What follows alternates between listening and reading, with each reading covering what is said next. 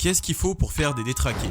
Au Moyen-Âge, il aurait fallu un père violent, une mère absente et la peste. Mais entre 2015 et 2016, il y avait une autre solution qui était bien plus rapide. Je vous présente Koei.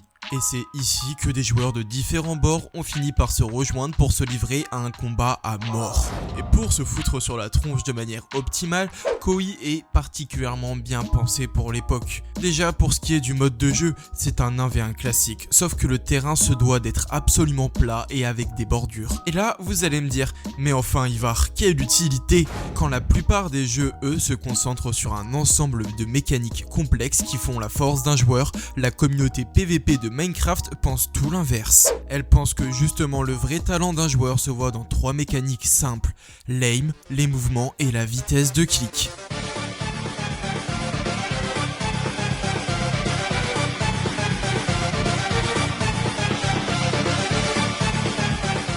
Bien, maintenant que nous savons de quoi on parle, laissez-moi vous introduire le joueur qui va être à l'origine du premier scandale de triche de ce serveur. Je vous présente Joker Killer. Il cliquait vite, il bougeait bien, et c'est pour ça qu'il va finir très rapidement par avoir son nom qui circule chez les plus grands joueurs. Et de l'autre côté de votre écran, vous vous dites super, mais je suis venu pour voir une vidéo qui parle de triche. Eh bien, justement, nous allons y venir. En 2015, à la suite d'un combat, il doit passer ce qu'on appelle la vérification. Et Joker connaît très bien ce passage obligatoire étant donné que ce n'est pas son premier. Il sait pertinemment qu'un modérateur va une fois de plus lui demander de faire un partage d'écran. Il va une fois de plus fouiller son ordinateur de fond en comble à la recherche de la moindre preuve d'un logiciel de triche. Mais cette fois-ci, ce n'était pas le modérateur habituel. Il tombe sur un nouveau de l'équipe de modération de Koei qui se nomme Zeina et il trouve enfin quelque chose chez Joker Killer, une toute petite ligne de code cachée dont je vous parlerai plus tard, mais qui prouve qu'il a triché. Alors les règles du serveur sont strictes. Si ton jeu est lancé avec un logiciel de triche, tu es ban et c'est exactement ce qui va arriver à ce célèbre joueur. Regardez juste la réaction du chat lorsque cet événement se produit. Et alors que tout le monde fêtait ça comme une victoire, Koei, eux, le vivent comme un moment de panique. Et ils ont raison car ça va être le plus gros tournant de la scène PVP Minecraft. Pour comprendre tout ça, il faut reculer dans le temps, à la création de Minecraft le 17 mai 2009 par Notch. What's up everybody, it's Critical. I'm playing some Minecraft.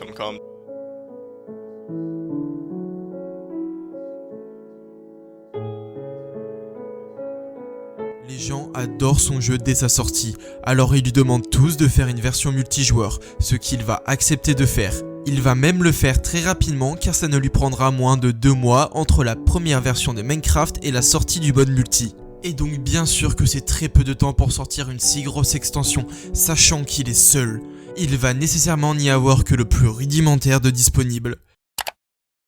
Eh bien, figurez-vous que entre le multijoueur de 2009 et celui de 2024, absolument rien n'a changé. Mojang n'a jamais intégré de fonctions avancées d'administration, de gestion de serveurs et n'ont encore moins mis de protection contre la triche. Je ne sais pas si vous réalisez, le jeu le plus joué au monde ne dispose d'aucune protection pour limiter les tricheurs. Et il fallut donc très peu de temps pour qu'un petit malin s'en rende compte, et tout aussi peu de temps pour que MC Cheat, le premier logiciel de triche sur Minecraft, soit créé. Et ça devient vite polluant pour les gens, donc il faut rapidement que les serveurs s'organisent et la seule arme qu'ils ont ce sont les modérateurs. Il faut donc convaincre une équipe de personnes de passer son temps à surveiller les gens en échange de ni salaire ni récompense. Surtout que quand des géants comme Mineplex ou Hypixel émergent, le problème devient encore plus alarmant, car la solution ne peut plus être de recruter encore plus de modérateurs quand il faut gérer des milliers de joueurs répartis sur des centaines de serveurs. Et c'est à ce moment-là que des gens ont l'idée folle de créer des programmes d'anti-triche pour Minecraft. Et pourquoi est-ce que je catégorise ça de folie? Car comme dit avant, le jeu n'est absolument pas conçu pour limiter la triche. Et c'est pour ça que même aujourd'hui, ce qui fait laguer le plus un serveur, c'est les conséquences de l'anti-cheat. Pourquoi me diriez-vous? Sur 99% des jeux, ce qui va déterminer si vous êtes un tricheur ou non, c'est les fichiers présents dans votre jeu. Ça permet de déterminer si des choses qui ne devraient pas être là, y sont quand même. Et malheureusement, il est impossible de vérifier ça sur Minecraft. Alors pour vérifier si un joueur triche, on utilise des fantômes. C'est assez simple à comprendre. Si on souhaite savoir si un joueur par exemple a un aimbot, c'est-à-dire que vous allez viser automatiquement le joueur le plus proche, eh bien il suffit de mettre des fantômes autour de vous et voir si votre personnage le suit. Et c'est très bourrin car ça demande une puissance de calcul sans précédent et c'est extrêmement imprécis. Et c'est pour ça qu'en 2015, l'équipe de Koei s'inquiète terriblement, car ils ont peut-être réussi à prouver que Joker Killer trichait, mais est-ce que vous savez comment ils en sont parvenus? Vous allez voir, ce n'est pas du tout simple. Un modérateur a demandé à Joker Killer d'installer un logiciel de partage d'écran comme TeamViewer, qui lui permettrait d'interagir avec son PC. La première chose que le modérateur va faire est d'appuyer sur le menu Options et d'en fouiller sa totalité. Pourquoi? Car certains logiciels de triche laissent des traces comme le nom d'un raccourci. Quand on ne trouve rien ici, on se rend alors dans le dossier .minecraft et ici, on va s'assurer que chaque fichier ne cache pas en réalité un logiciel de triche. Alors comment est-ce qu'on le détermine? De plusieurs façons, mais la plus répandue reste de comparer chaque fichier suspect avec un original. Et l'élément qui ne trahit jamais est la taille du dossier.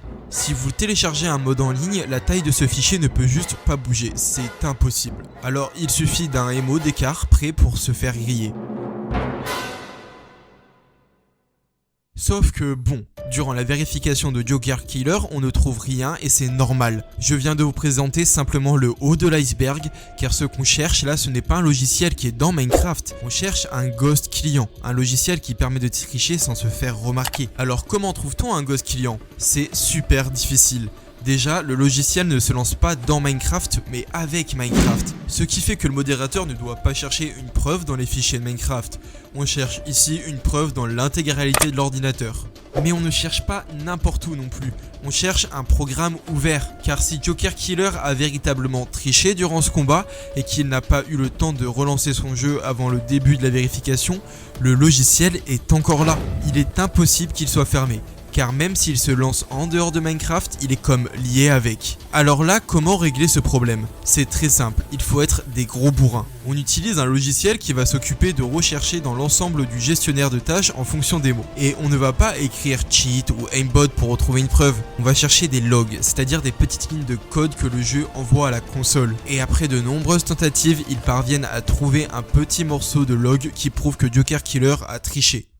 Est-ce que vous vous rendez compte de tout ce qu'il faut pour parvenir à trouver qu'un joueur accusé depuis des mois triche finalement? Alors imaginez ceux qui sont inconnus et qui trichent dans l'ombre depuis tout ce temps. Parce qu'encore, le youtubeur qui se vante d'exploser tout le monde alors qu'il triche un jour ou l'autre, il va forcément se faire remarquer. Mais il va se faire remarquer par ses clips à lui, par son point de vue. C'est à chaque fois comme ça qu'on démasque un tricheur quasiment. En effet, nous sommes face à une vague de joueurs qui trichent de manière très légère mais sur plein d'aspects, ce qui les rend à la fois indétectables et à la fois surpuissants. Et vous savez, on retrouve quel logiciel de triche en majorité utilisé chez ces joueurs?